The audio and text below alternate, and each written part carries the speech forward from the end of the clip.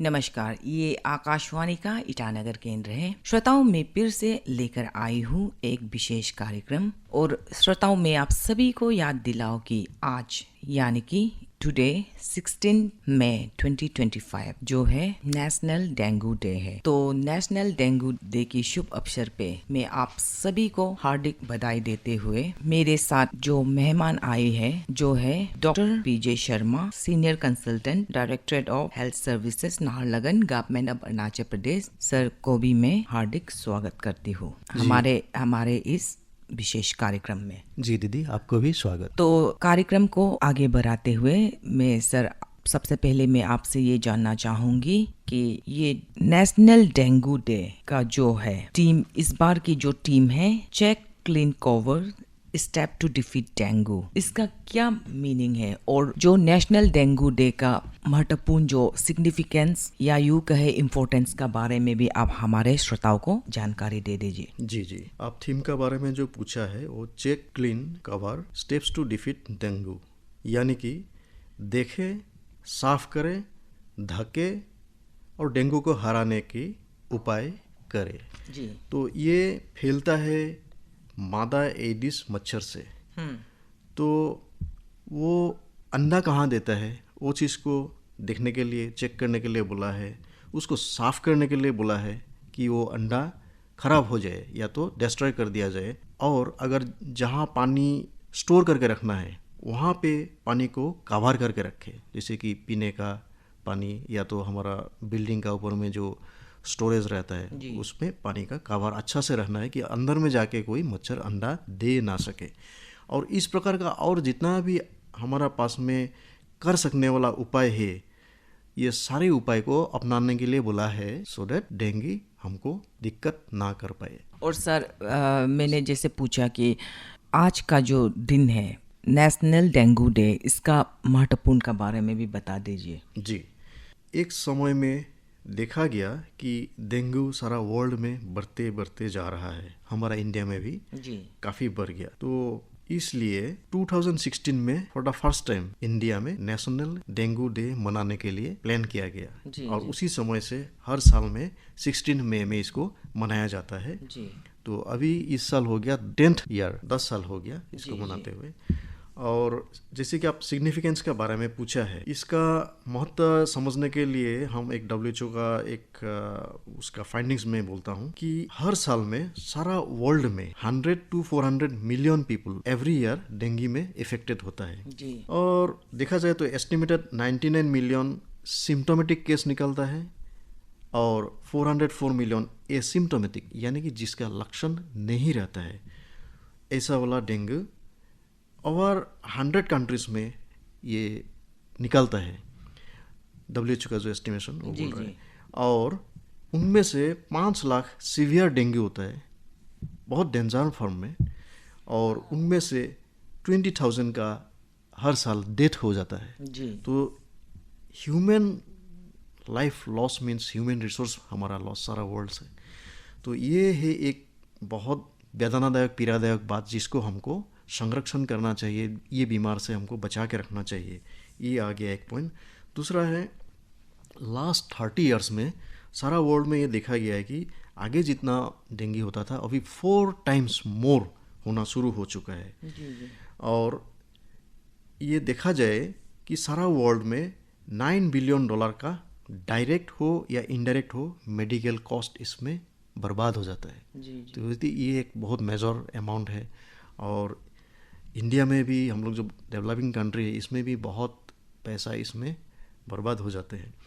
India में 5 साल का एक डाटा लेके बीच में एक बार स्टडी करके देखा है कि हमारा देश में जितना डेंगू होता है उनमें से मृत्यु दर कैसा है, मतलब 100 में से कितना आदमी मरता है, उसको देखा गया है कि उस स्टडी का मुताबिक कुछ साल पहले हुआ था, वो है कि केस फर्टिलिटी रेट हम जिसको बोलते हैं वो है 0.24%। 0.24%। तो ये स्टेटस को देख के हमको अभी से अलर्ट रहना है कि ऐसा वाला डिजीज हमारा सोसाइटी में ना हो, कहीं गली में ना हो, कहीं किसी का भी घर में ना हो, कि हमारा घर का बर्बाद ना हो, हमारा सोसाइटी का बर्बाद ना हो, हमारा इकोनॉमी के लिए भी हम लोग ठीक ठाक रहे। जी सर, जैसे कि आपने बताया कि इंडिया में 2016 से लेकर नेशनल डेंगू डे जो मनाया जाता है, तो अभी जिसे आप बताया 10 साल हो चुके हैं, तो 2016 से लेके आज तक 10 इयर्स में आप लोग का कितना तक डेंगू को हटाने के लिए सक्सेस हुआ है? और मैं साथ ही साथ में ये भी जानना चाहूँगी कि डेंगू का अर्ली साइंस एंड सिम्टम्स क्या है, उसको भी हमारे श्रोताओं को जानकारी दे दीजिए। तो साइन एंड सिम्टम बोलने से जो शुरुआत में होता है, एक बहुत ही स्पेशल साइन होता है कि आँख का पीछे में, आई बॉल का पीछे में, माथा का बैक साइड में बहुत खिंचाताने वाला और बहुत सीवियर पेन होता है। ओके। और हड्डी जैसे टूट गया ऐसा वाला पेन सारा बॉडी में होगा। तो ये बहुत ही डेंजरस 2 पॉइंट है जो चीज़ बर्बाद सिम्टम्स है। हाँ, बर्दाश्त करना बहुत ही मुश्किलदायक है। साथ में तो बुखार रहेगा, बॉडी एक रहेगा, और जितने जितने ये बढ़ते रहेगा उतना ही साथ साथ आपका जैसे कि वॉमिटिंग हुआ, ब्लीडिंग कुछ आना शुरू हो गया अलग अलग बॉडी का पार्ट से, और बॉडी का बड़ा हिस्सा में जैसे कि चेस्ट और बैक साइड में ये सब में भी ब्लीडिंग स्पॉट्स दिखा जा सकता है। ये सब चीज़ से हम लोग को एक डाउट करना चाहिए कि कहीं ऐसा तो ना हो गया, इसके लिए टेस्ट करना चाहिए। आप हमारे ये श्रोताओं को बता दीजिए कि डेंगू बीमार और बाकी जैसे वायरल फीवर है, जैसे कि चिकनगुनिया हो गया या कोविड हो गया, तो उसका कैसे अलग होता है, कैसे डिफ्रेंशिएट होता है? उसका सिम्टम्स वगैरह बता दीजिए। जी, अलग बीमार का सिम्टम इसका साथ में बोलेंगे तो कन्फ्यूजन बाद में रह जा सकता है, क्योंकि एक बार सुना है तो इतना याद किसको रहेगा नहीं रहेगा, ये थोड़ा दिक्कत में डाल सकता है किसी को। इसलिए अच्छा है कि हम इसको किस तरीके से टेस्ट करके निष्कर्ष में आ सकता है कि हमारा डेंगू हुआ है वो देखें। जी। तो उसके लिए कुछ स्पेशल टेस्ट है जिसको हम लोग NS1 बोलते हैं, और ये शुरुआती 5 दिन का अंदर है अगर टेस्ट करता है बुखार का शुरू होने का, तो उसमें पॉजिटिव आने का चांसेस है। लेकिन ये 5 दिन हो गया, उसका बाद में ज़्यादा देर भी नहीं हुआ, जैसे कि 2-4 दिन और हो चला गया है, उस समय में IgM एलाइजा बोल के एक टेस्ट कर सकता है, उसमें भी पकड़ जा सकता है अगर ये बीमार है तो। लेकिन ये IgM है एंटीबॉडी, और सिमिलरली इसका भी बाद में अगर थोड़ा लेट हो गया तो अब अगर टेस्ट करना है तब IgG एलाइजा वाला टेस्ट करना है, वो भी एंटीबॉडी वाला है। हम लोग जो NS1 का बात कर रहा था, जो कि नॉन स्ट्रक्चरल प्रोटीन 1 है, वो है आपका शुरुआती समय में फर्स्ट टाइम में ही मिलने वाला एंटीजेन, यानी कि एग्जैक्टली जो वायरस है डेंगू वाला उसको डायरेक्ट डिटेक्ट किया है। लेकिन इसका बाद में जो हम एंटीबॉडी का बात कर रहा था, उसका मीनिंग ये है कि कुछ दिन पहले हमारे यहाँ पे कुछ डेंगू का एंटीजन घुसा था, अभी ये धीरे धीरे क्लीन हो चुका है या लेट हो गया तो ऑलरेडी क्लीन हो गया, और इसी तरीके से हमको पता लग सकता है कि ये फ्रेश केस है या तो थोड़ा दिन बीत चुका है। इस तरीके से हम लोग जो आपने बताया वो जो है स्पेसिफिक टेस्ट है जो डेंगू को डिटेक्ट करने के लिए। जी। अच्छा सर, मैं ये भी जानना चाहूँगी कि एक इंसान को डेंगू कितनी बार हो सकता है? एक से एक बार हो सकता है या एक से भी ज़्यादा हो सकता है क्या? हाँ, बहुत बार तो हो सकता है, लेकिन कन्फ्यूजन का पॉइंट यहाँ पे ऐसा है, जैसे कि शुरुआती में हम सिग्निफिकेंस का बात आप जब पूछा था तब हम बोला था कि एसिम्प्टोमेटिक केस भी बहुत सारे हैं, यानी कि इन्फेक्शन तो आ चुका है। उसमें भी मैं ये क्लियर कर देता हूँ कि इसका इंक्यूबेशन पीरियड है, यानी कि मतलब एडिस फीमेल एडिस मॉस्किटो ने, इन्फेक्टेड वाला मॉस्किटो ने बाइट किया किसी को, तो उसको बुखार उखार ये सब सिम्टम आने के लिए 4 से 10 डेज का समय चाहिए, 4 से 10 दिन तक के। तो इस समय को हम लोग इंक्यूबेशन पीरियड बोलते हैं। इस समय में सिम्टम नहीं आते हैं जनरली, उसका बाद में ये शुरू हो जाता है। जब सिम्टम शुरू हो गया तभी टेस्ट करेंगे। तो इस तरीके से हम लोग देखते हैं कि जब ये सिम्टम शुरू हो गया उसका मुताबिक हम लोग अलग अलग स्टेप्स लेना शुरू करते हैं। सर, अगर डेंगू को हम लोग प्रॉपरली ट्रीटमेंट नहीं करता है या लेटली हम लोग डायग्नोस करता है तो उसका कॉम्प्लिकेशंस कितना तक हो सकता है? ये एकदम डेथ तक की जा सकता है। जी। तो उसको थोड़ा एक्सप्लेन करना पड़ेगा। जी बिल्कुल। जैसे कि हम लोग कहाँ पे एक ज़्यादा मिस करने का चांसेस है, जैसे आप पूछा था कि कितना बार हो सकता है, थोड़ा पहले पूछा था, तो ये बहुत बार ही हो सकता है। अब क्या है कि एसिम्प्टोमेटिक है तो पता ही नहीं चलेगा, बिल्कुल सिम्टम नहीं है उसमें, लेकिन सिम्प्टोमेटिक है तो उसमें टेस्ट उस्ट करके हम लोग को पता चल गया। सिम्टम नहीं था तो हम थोड़ी टेस्ट करेंगे, या तो कॉमन पीपल का ऐसा टेंडेंसी नहीं रहेगा कि हम इसको भी टेस्ट करें। अब क्या है कि ये बार बार कितना बार हो सकता है। देखिए, पहला बार हुआ कोई एक प्रकार से, यानी कि डेंगू का मैं बोल देता हूँ कि इसका 4 टाइप से, dengue 1, dengue 2, dengue 3, dengue 4 type, sero type virus. तो ये अलग अलग प्रकार से हो सकता है आदमी को, और 2 या 3 या 4 से भी एक बार में ही पकड़ सकता है, अलग अलग पैटर्न का।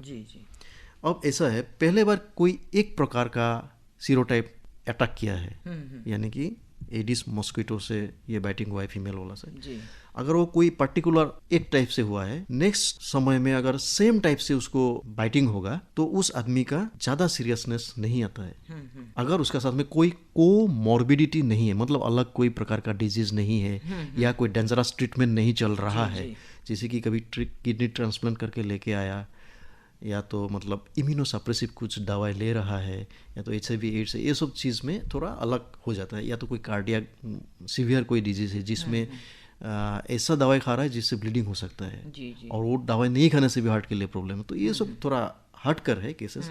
अदरवाइज जो नॉर्मल एक आदमी को अगर ऐसा वाला एक टाइप का बाइटिंग हुआ सीरो टाइप से, तो वो आदमी को सेकेंड टाइम में भी सेम टाइप से अगर बाइटिंग होता है तो उस आदमी का सीरियसनेस नहीं होता है। लेकिन सेकेंड टाइम में या थर्ड टाइम में अलग अलग टाइप का मिक्स टाइप से अगर बाइटिंग हो गया तो वो आदमी सीरियस हो ही जाएगा। इसलिए ऐसा लाइटली नहीं लेना है, तुरंत इसको टेस्ट करना चाहिए। अगर है तो डायरेक्ट तो पता नहीं चलेगा घर में बैठ के कि मेरा कितना टाइप से अटैक हुआ है, और उस समय में अगर सीरियस हो गया तो ICU को सिवा अलग कोई जगह में इसको टेस्ट मतलब रख के ट्रीट करने का लायक नहीं है।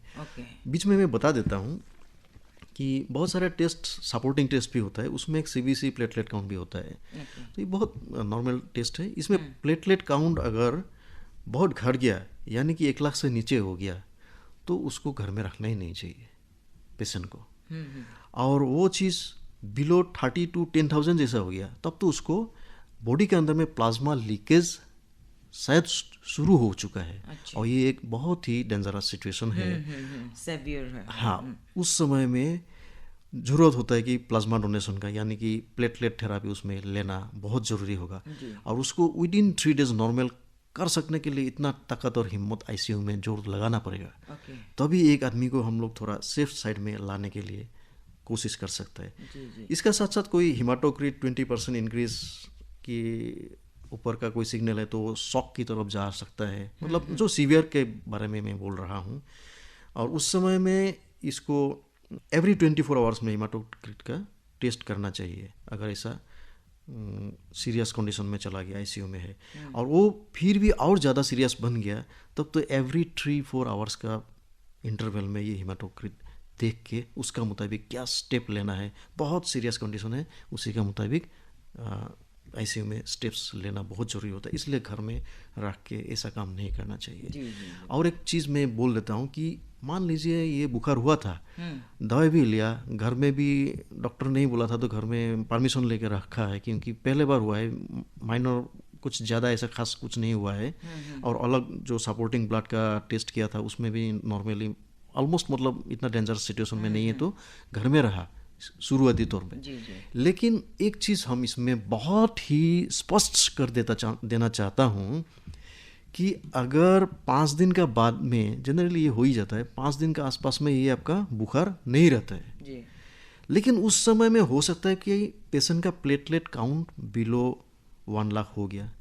और नॉर्मली जनरली 1.5 to 4.5 लाख हम लोग एक्सपेक्ट करते हैं एक हेल्दी आदमी को, लेकिन 1 लाख का नीचे चला गया, और थोड़ा पहले जैसे बोला कि 30,000 to 10,000 का भी नीचे चला गया, ये तो घर में रखने से नहीं होगा। आदमी सोचेगा कि नहीं, बीमार हुआ है, थोड़ा धीरे धीरे ताकत आएगा, खाना वाना ठीक से खा नहीं पा रहा है, लेकिन ये अंदर में इतना सीरियस कंडीशन है कि उस समय में पपाया का पत्ते का जो एक ट्रेडिशन है उसको जूस पी के हम मतलब प्लेटलेट को बढ़ाएंगे, वैसा वाला भरोसा में रह के घर में रहना ठीक बात नहीं है। क्योंकि सिर्फ प्लेटलेट काउंट का जो मामला है सिर्फ एक ही प्रॉब्लम हो रहा है अंदर में, ऐसा बात नहीं है। अलग अलग सीरियस कंडीशन पे बॉडी का अंदर में हो सकता है। इसलिए ऐसा कंडीशन में ज़रूर डॉक्टर का पास में फॉलोअप के लिए होने से भी जाके उसमें टेस्ट करके डिसीजन लेना है कि हमको क्या करना चाहिए या नहीं करना चाहिए। जी बिल्कुल।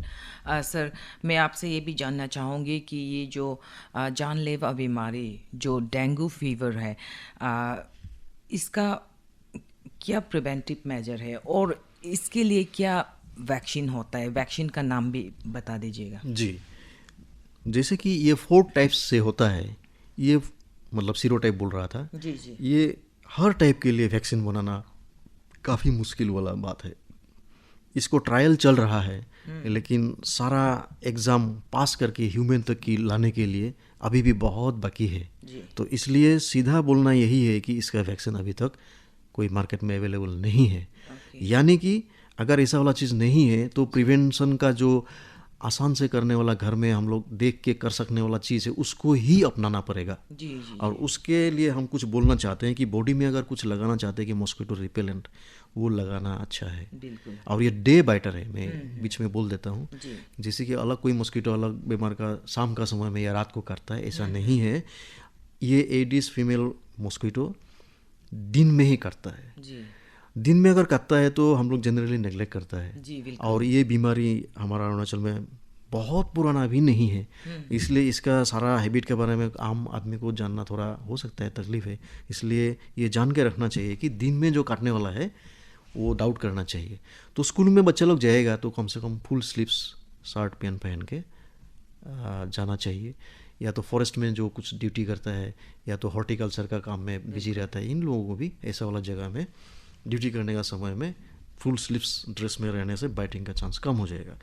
अब पहले जैसे बोला कि रिपेलेंट बॉडी में अगर कोई मालिश करके लेके मतलब मलम ऐसा लगा सकते हैं, लेकिन किसी का अगर इसका एलर्जी है, जैसे कि कोई लोग कमरे का अंदर में भी मॉस्किटो रिपेलेंट इलेक्ट्रिसिटी में वो जो फिट करके प्लग में लगाने वाला जो धुआं निकलने वाला इलेक्ट्रिक डिवाइस से करने वाला है ना, वो सबसे भी किसी को सांस का भी थोड़ा तकलीफ होता है। हाँ। तो ऐसा अगर किसी का भी मतलब स्किन में हो या लंग्स में ऐसा कोई डिफिकल्टीज आने वाला आदमी है मतलब रिपेलेंट से, तब उन लोगों को क्या करना चाहिए कि जैसे कि होटल में कभी देखते हैं ना, ऐसा वाला ब्राइट लाइट एक तो जलता है लंबा वाला, जिसमें मॉस्किटो जाके अट्रैक्टेड होकर उसमें मर जाता है। तो ऐसा वाला इलेक्ट्रिक लाइट ट्रैप घर में यूज़ कर सकता है। बिल्कुल।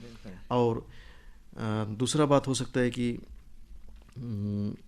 घर में जो कूलर में या अलग जगह में पानी रहता है उसको हर 7 दिन का पहले ही चेंज कर देना चाहिए। क्यों? क्योंकि उसमें अगर अंडा दिया भी है मच्छर ने, तब वो अंडा खराब हो जाएगा, निकाल देंगे, फेंक देंगे। और इसी तरीके से हम हर वीक में वीकली एक ड्राई डे का हैबिट करता है तो अच्छा है। देखिए, जो ड्राई करने का बात कर रहा है ना, अभी फेंक दिया पानी, आसपास में ही पानी रहा है, उसमें अंडा भी है, अभी थोड़ा बाद में फिर पानी भर दिया, तो ऐसा नहीं करना है। उसको जो कंटेनर है, ये कंटेनर को पूरा लंबा टाइम के लिए अच्छा से ड्राई होने के लिए देना चाहिए। और ये वाला मॉस्किटो का जो अंडा है, ये अंडा एकदम ग्लू जैसा, मतलब आठा, इतना आठा रहता है, वो पूरा चिपक के रहता है।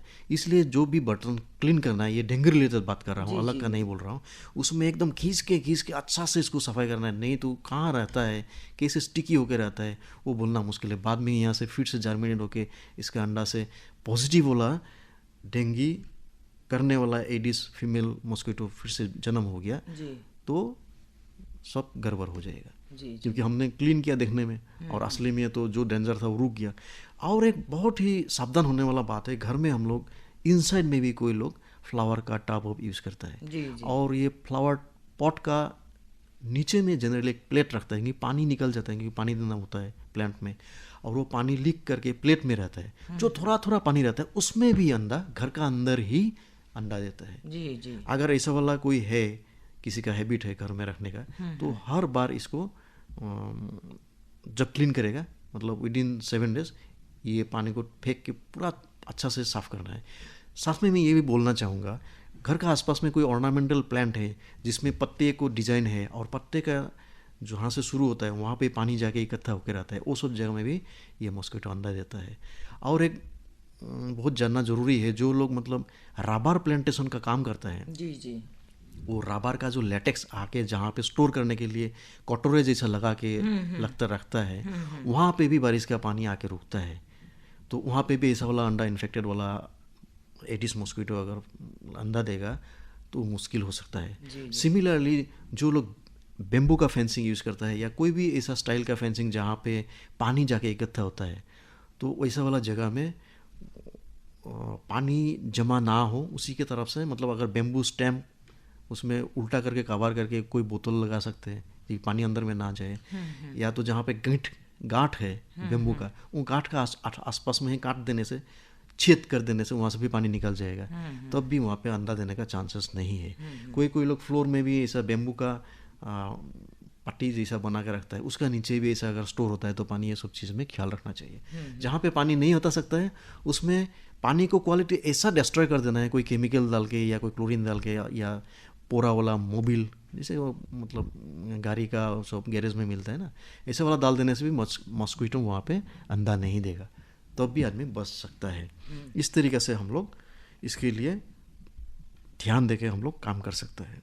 और सारा कम्युनिटी मिल के गाँव में या अपना मोहल्ले में जहाँ पे पानी जमता है या तो नाला जहाँ पे ब्लॉक है, वो सब चीज़ को क्लीन कर देना चाहिए। जी जी जी। जैसे सर आपने अभी बोला कि गांव में, तो मैं आपसे कम्युनिटी से रिलेटेड वाला सवाल पूछना चाहूँगी। ये जो आम जनता है, जो कम्युनिटी है, तो उसका क्या योगदान हो सकता है ये वाटर बोर्न डिजीज जो डेंगू है उसको प्रिवेंट करने के लिए? जी, पहले तो खुद को प्रिवेंट करें। खुद को प्रिवेंट करने का मतलब है उसका पास नहीं होगा तो उसको काट के दूसरे को नहीं होगा, तो इसलिए खुद पहले प्रिवेंट करने का जितना भी मेजर ले सकता है पॉसिबल उतना ले। उसके बाद में कम्युनिटी का आसपास में, घर का आसपास में, घर का अंदर में जो पहले उसको करे, जैसे कि हम फ्लावर पॉट का बात कर रहा था, उसके बाद अपना पानी का टैंकी का साफ सफाई कैसे रखना है, कितना दिन में उसको ड्राई करना चाहिए, क्लीन करके रखना है। सिमिलरली आसपास में ऑर्नामेंटल कोई ट्री है तो उसमें पानी तो नहीं जमा होता है। और अपना काम का जगह में जहाँ पे ड्यूटी करता है, क्योंकि दिन में अगर ड्यूटी करने वाला आदमी तो डे बाइटर है, ये दिन में काटने वाला, तो ऐसा वाला जहाँ जगह में वो जाएगा काम करेगा उस जगह में अपनों को ऐसा वाला कोई मॉस्किटो का बाइट से सेव करके रखे। इस तरीके से। और दूसरा बात है कि कम्युनिटी में खुद दूसरे आदमी को भी बुला के ऐसा जहाँ पे अंडा देने का पानी का जमता है इसको क्लीन करना चाहिए। और कम्युनिटी में हमेशा इसको अवेयरनेस फैलाना चाहिए। स्कूल में बच्चे को भी फुल स्लीव्स ऐसा लेके पहन के जाने के लिए बोलना चाहिए। और बीच बीच में ही मतलब अपना मान लीजिए कोई किसी का बर्थडे सेलिब्रेट हो रहा है कॉलोनी में, उसमें भी बोलना चाहिए। जैसे कि कोई संडे में हमारा गिरजा में कुछ प्रेयर का साथ में कोई पास्टर वहाँ पे बोल सकता है, या तो कम्युनिटी में जो भी लीडर है, गांव बुरा है, आशा दीदी लोग है, आंगनवाड़ी वर्कर है, जो भी है, जो जानने वाला आदमी है, नॉलेज रखता है, टीचर है, एडुकेटेड यूथ्स है, वो लोग भी इसको चर्चा करना चाहिए। और एक अवेयरनेस डाल के, जिस समय में बारिश ज़्यादा होता है उसी समय में ही तो होगा, तो जी बिल्कुल, इसलिए बारिश शुरू होने का पहले से ही इसको अवेयरनेस फैला के बारिश खत्म होने तक की कैसे प्रिवेंट रहना है, जी उसको प्लान खुद ही करना चाहिए। क्योंकि खुद ही काम करना पड़ेगा तो उसको खुद प्लान करने से अच्छा है अपना सुविधा का मुताबिक। जैसे कि संडे अगर सारा आदमी का छुट्टी है या सैटरडे है तो उसको आराम से उस समय में, वीकली हम ड्राइनेस का बात कर रहे हैं तो वीकली वो कर सकते। चलते चलते आपसे एक आखिरी सवाल करना चाहूंगी सर, आप हमारे ये कार्यक्रम सुनने वाले या हमारे जनता को क्या संदेश देना चाहोगी डेंगू से बचने के लिए और अर्ली डिटेंशन के लिए क्या संदेश देना चाहेंगे? जी, हमेशा अलर्ट रहे, आसपास में कहीं पानी जमने को मत दीजिए। और जैसे पहले हम बोला कि डेंगू का प्रूफ हुआ था और घर में ट्रीट करने के लिए पहले अलाउ किया था डॉक्टर, लेकिन बाद में बुखार कमने के बाद में भी अगर प्लेटलेट अपना जितना रेंज में रहना है उससे भी घट गया तो वो सब चीज़ को फॉलो अप के लिए एक बार होने से भी जाना ही चाहिए। घर में ऐसे नहीं रहना है, क्योंकि ये प्लेटलेट के लिए अगर कोई थेरापी लेना ज़रूरत होगा, मतलब प्लेटलेट लेना अगर ज़रूरत होगा तब भी इमेच्योर प्लेटलेट फ्रैक्शन ये सब टेस्ट की भी ज़रूरत होता है, तो वो सब तो घर में बैठ के नहीं होने वाला है। तो इसलिए हमेशा अलर्ट रहिए, कोई भी बुखार को नेग्लेक्ट मत करिए, उसका प्रॉपर जांच होना चाहिए। और एक बोलना चाहूँगा कि कार टेस्ट यानी कि रैपिड टेस्ट जो भी होता है उसका सेंसिटिविटी और स्पेसिफिसिटी थोड़ा बोलना मुश्किल है, क्योंकि अगर कमर्शियली किसी लोग यूज़ कर रहा है उसको तो उसमें फॉल्स नेगेटिव होने से मुश्किल होगा।